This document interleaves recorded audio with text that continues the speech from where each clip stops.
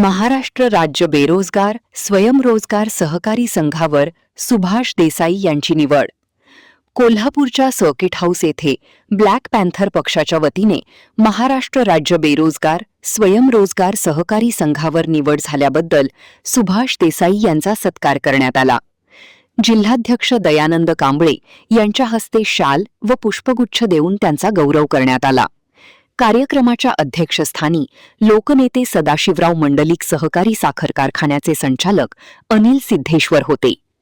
अनिल सिद्धेश्वर यांनी सहकार क्षेत्रामुळेच कोल्हापूर जिल्ह्याचा विकास होत असल्याचे सांगत सुभाष देसाई यांच्या अनुभवाचा जिल्ह्याला मोठा फायदा होईल असा विश्वास व्यक्त केला. दयानंद कांबळे यांनी देसाई यांची निवड ही ब्लॅक पॅन्थर पक्षासाठी अभिमानाची बाब असल्याचे सांगितले.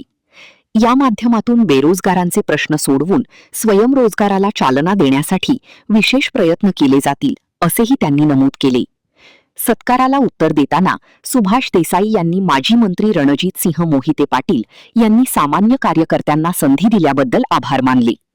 संचालक पदाच्या माध्यमातून ग्रामीण भागातील सहकारी संस्था, बेरोजगार युवक व स्वयंरोजगारासाठी प्राधान्याने काम करणार असल्याचे त्यांनी सांगितले.